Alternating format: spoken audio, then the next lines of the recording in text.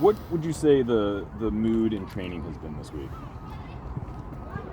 Has been working hard, trying to improve, trying to get better, find some confidence in finishing, and just trying to get better at everything we do. We worked a lot on trying to shift over more and on defense, trying to close holes so that the work rate was there. So that's good. You know, after the last game, you talked about how you guys are going to have to get yourselves out of this situation, that it's just that you want to see it through hard work in training and that kind of stuff. And does it feel like there's been a response in that way, or do you feel like it's just always sort of been there and it's more of a continuation? It's always been there, I think. We've always worked hard, and sometimes it still doesn't work, and then people get discouraged and maybe don't want to work hard anymore. But I've never seen that, and that's good, because that's why I said that. The basis always has to be that you show up to work and try to improve and get better.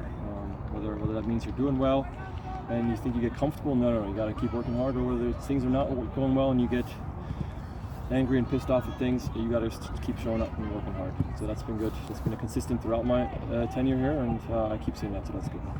You guys, was it communicated to y'all at the beginning of the season that you were going to have, this roster was going to be able to, come together and play it out and see what you guys could do, especially after the CCL win?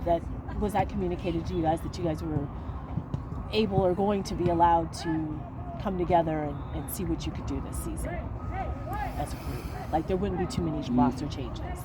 No, I mean, that's, you're gonna have to ask that guy over there on that. That's a GM question. Mm-hmm. We're professional athletes. They get paid to get results. Coaches, they get paid to get results. And when we don't, then our jobs are on the line. Mm-hmm. I've never in my professional career heard someone say, "You guys are good, don't worry about it." Yeah, that would be ridiculous, honestly. I think everybody should be on the hot seat, including myself, including everybody. I mean, we can't be happy with where we're at.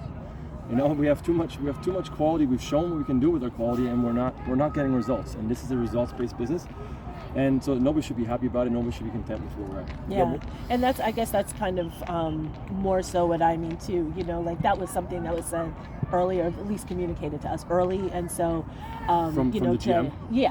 High up. But has there been any surprise that some of this point that there haven't been any kind of roster changes to help you guys change the path that you've kind of been on lately? Again, but that's just that's none of my concerns really, right? Because we're here to try to get better with what we have and try to achieve our mission with what we have. That is outside of any of the players' perimeters to say we need this or need that.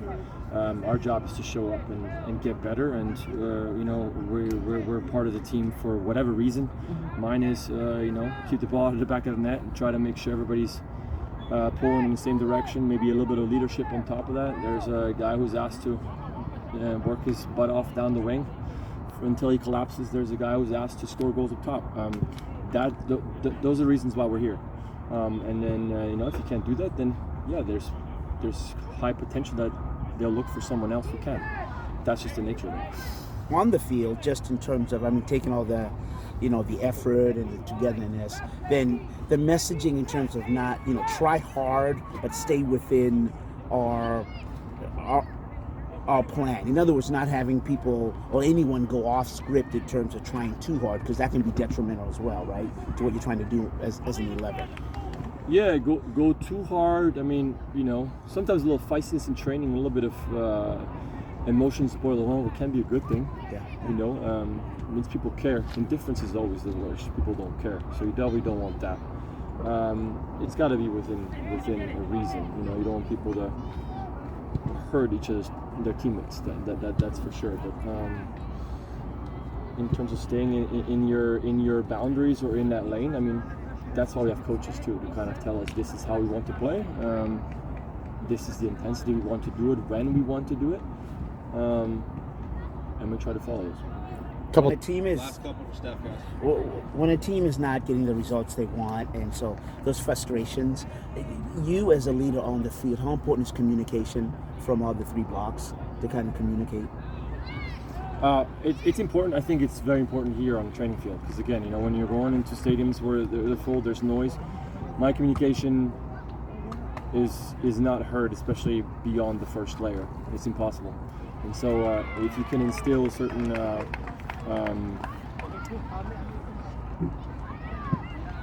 ways of, making sure players know what's expected of them in certain situations, if you can train that and reinforce that on the training ground, then hopefully people are more likely to do it on their own, if you will, right?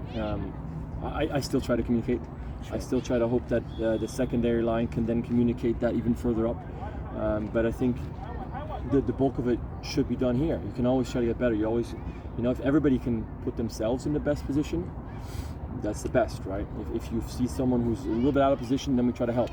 But this is where we try to help each other while we can hear each other, to try to put every single person in the best position that we can, defensively and offensively, and then on the weekend it's adjusting and trying to help each other out. A couple of changes to Minnesota since the team hosted them back earlier this year. What stands out in your preparation this week about the Loons? Yeah, old familiar player coming back with Reynoso, obviously good service. Crafty player, I think picks his spots quite wisely. Sometimes has a free roll like Almada.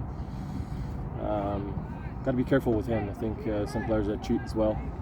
So we got to make sure we're ready for it. I think Puki has been a good addition for them. Someone who can really take advantage of the good service that someone like Reynoso can provide. They're good on set pieces. They have some height, Boxel, and a bunch of other ones. Some physical players. So, I think their home record hasn't been that good, but I think they're a good side. They're a good side. It's gonna be a tough game. Is there Last one, guys. a general sense that this week potentially is like a make or break week where you can see yourselves? Obviously there's a middle ground that you can end up falling into, but there's a potential for this to be a big week or a real deflating week, I suppose. Is there that sense? Absolutely.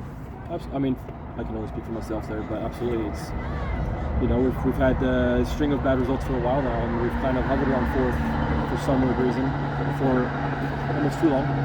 And that's again why I said what I said after the game, is that the only people that can really get us out of this and get us where we want to be is ourselves, because we can't have these kind of results happening for too long before before you know it, we'll be out of the playoffs. So, and it's not going to get any easier.